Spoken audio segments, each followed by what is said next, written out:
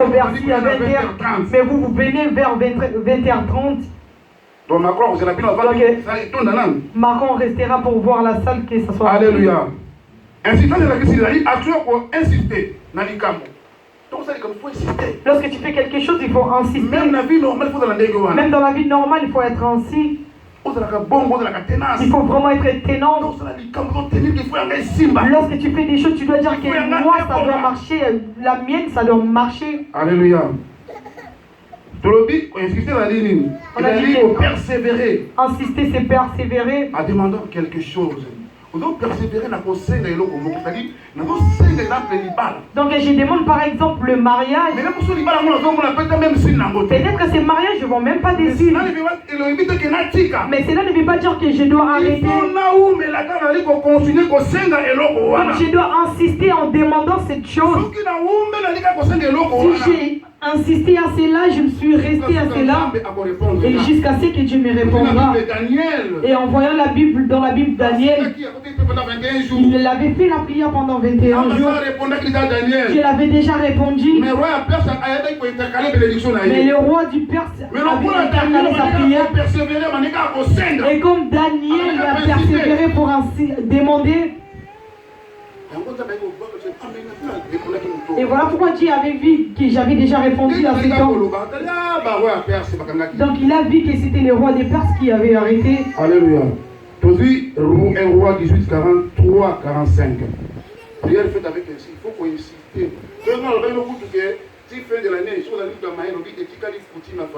Si moi je t'avais dit jusqu'à la fin de l'année, mais toi tu diras que ça reste vraiment chaque 21h, je resterai 5 minutes avec mes enfants pour prier.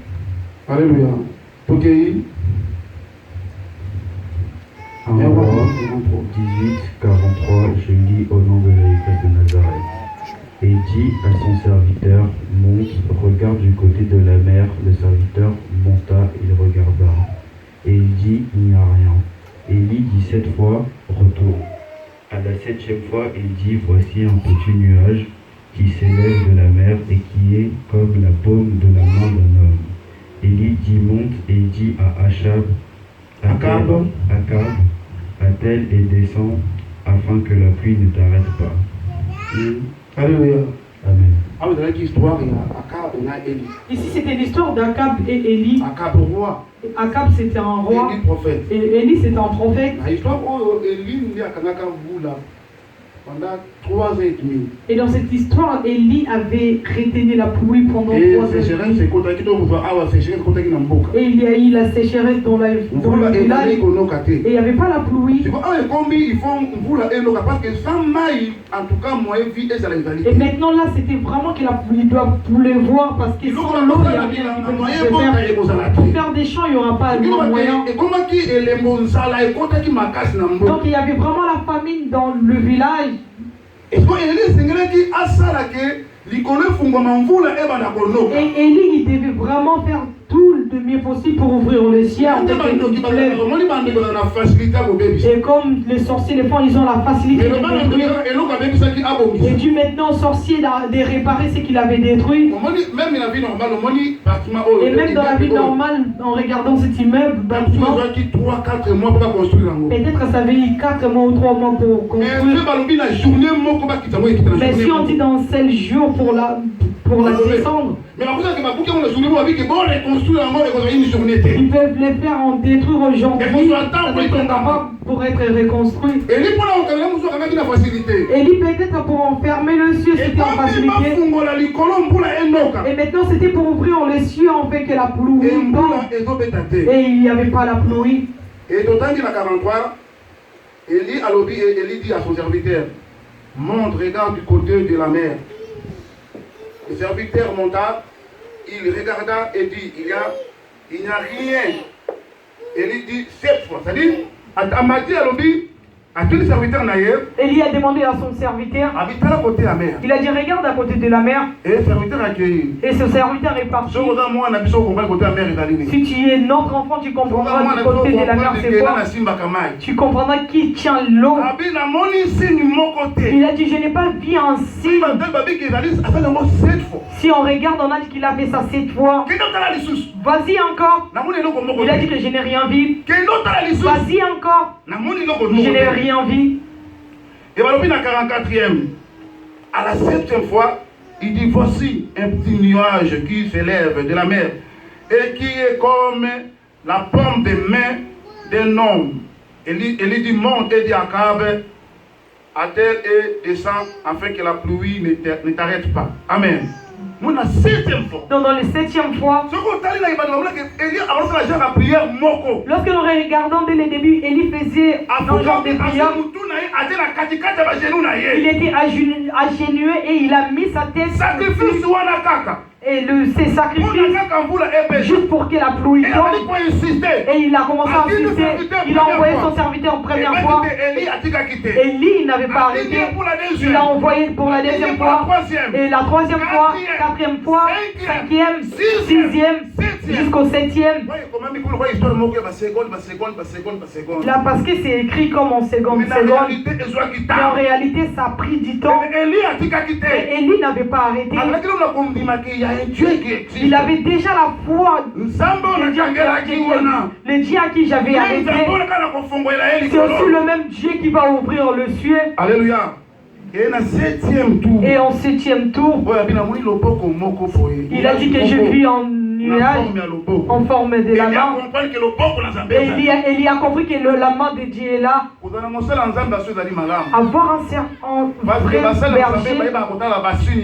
Parce que les bergers savent regarder les signes du temps. Peut-être que c'est le moment où tu dois être béni, mais toi-même tu ne le sais pas. Peut-être que c'est le moment où tu dois avoir la délivrance, mais toi-même tu ne le sais pas. Il faut une personne qui a l'habilité de cette chose pour te montrer.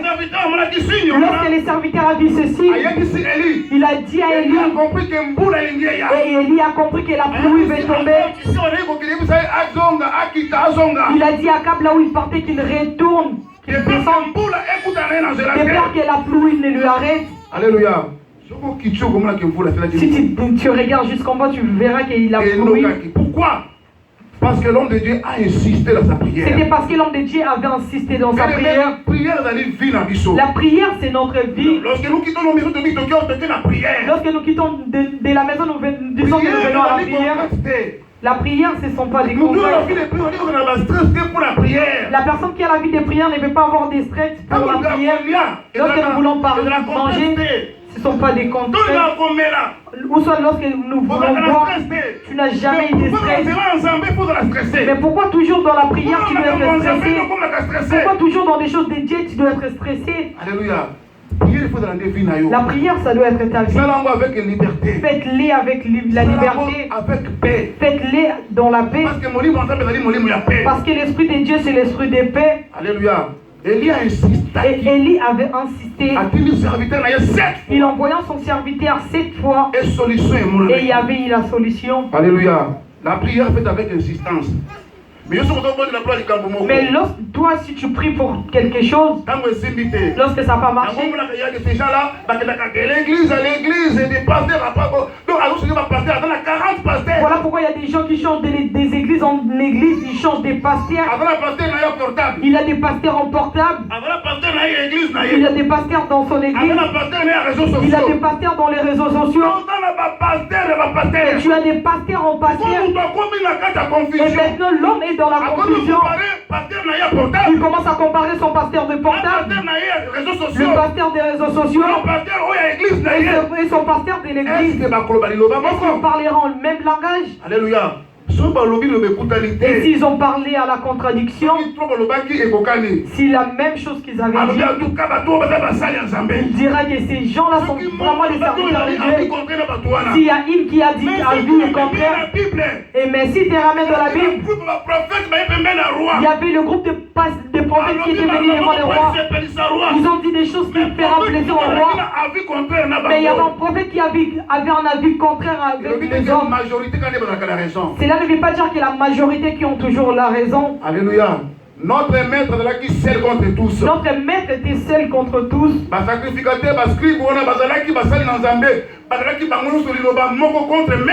Tous les sacrificateurs, les scribes, ils avaient toutes leurs paroles contre notre maître.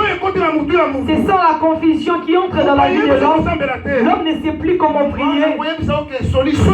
Mais moi je te le dirai, la solution de ta vie, ce ne sont pas dans la main des pasteurs. La solution de ta vie, mais c'est dans la main de Jésus de Nazareth. Cherche comment lui trouver. Alléluia. Mais les gens partout. Mais les gens commencent maintenant à chercher les hommes. Ils ne cherchent plus Dieu. Tu cherches les hommes. Voilà comment il y a des échecs. Et voilà pourquoi nous les pasteurs nous commençons à se battre. On commence à se disputer à cause des fidèles. Mais si nous voyons c'est qui les pasteurs qui voulaient se sacrifier à cause des serviteurs. Quelqu'un est venu avec l'arme, il a dit c'est où les pasteurs? Le pasteur va se cacher derrière les rideaux. Alléluia. Si quelqu'un venait avec l'arme, il a demandé sur le pasteur, il va déposer son micro, il va se cacher derrière les rideaux. Alléluia. Amen. Mais il y a un homme. S'ils sont venus, ils ont demandé c'est qui son maître. Il dira oui, c'est moi son maître. Laissez-les. Tuez-moi. C'est ce qu'il a fait. Nous connaissons l'histoire de cet homme et le voleur. C'était pas pour rien, c'est lui qui avait fait ainsi. Il a dit prenez-moi, mais laissez Barabbas. Alléluia. Mais si nous les pasteurs nous combattons pour vous, la fuite du Mahomet c'était paix. Alléluia. Il va protéger sa peau. Il va protéger sa peau. Alléluia. Mais Jésus a donné sa vie. Mais Est-ce que moi j'ai le pouvoir de donner ma vie pour toi? Alléluia. Voilà pourquoi j'ai dit et toi et moi, nous sommes des enfants de Dieu. Parce que toi et moi, nous demandons à Dieu. Et toi et moi, nous demandons à Dieu. Toi et moi, notre refuge c'est entre la main de l'Éternel. Alléluia. Insistez dans la prière devant Dieu. N'insistez pas de chercher des pasteurs partout. Mais cherche Dieu avec tout ton cœur. Et ce Dieu-là se laissera trouver dans ta vie. Alléluia. Luc 11, 5. Nous prenons le livre de Luc. En peu de temps, les cieux s'obscurcissent et par les nuages, les vents s'établissent et il y a une forte pluie. Donc et la pluie qu'il cherchait tant. Réponse en voilà. Donc Luc 11, 5 à 8. Luc 11, 5 à 8, je lis au nom de Jésus-Christ de Nazareth. Amen. Il leur dit encore, si l'un de vous a un ami et qu'il aille le retrouver au milieu de la nuit pour lui dire, ami, prête-moi 3 pains, car un de mes amis est arrivé de voyage chez moi, et je n'ai rien à lui offrir. Et si de l'intérieur de sa maison, cet ami lui répond, ne m'importune pas, la porte est déjà fermée. Mes enfants et moi, nous sommes au lit, et je ne puis me lever pour te donner des pains. Et je vous le dis, même s'il ne levait pas pour les lui donner parce que c'est son ami, il se lèverait à cause de son importunité et lui donnerait tout ce dont il a besoin. Alléluia. C'est la parabole à 3 amis. Ça c'est un parabole des 3 amis. Une parabole, si l'un de vous, là Jésus dit aux hommes que qu'il a son ami. Et au milieu de la nuit, Et au milieu de la nuit, il dormait avec ses enfants, sa famille. Et l'un de ses amis est venu frapper dans la porte. Il a dit que j'ai faim et donne-moi le pain. Ils sont venus en 3 heures du matin. Et tu lui diras pas que c'est un sorcier. En 3 heures, quelqu'un frappe. Tu l'as demandé c'est qui? C'est Papa Fortina. C'est Papa Fortina. Ah non, c'est pas possible, on est en Europe là. Hein? Tu viens là, on va Tu es venu sans pourtant nous appeler? Non. Et puis 3 heures, papa, 3 heures. Et puis 3 heures. Mais c'est quoi les problèmes? Et tu lui dis que j'ai vraiment faim, tu lui t'as quitté, venez sur cette ici pour les pains. Et en 3 heures du matin. Là vraiment tu diras je ne crois pas, c'est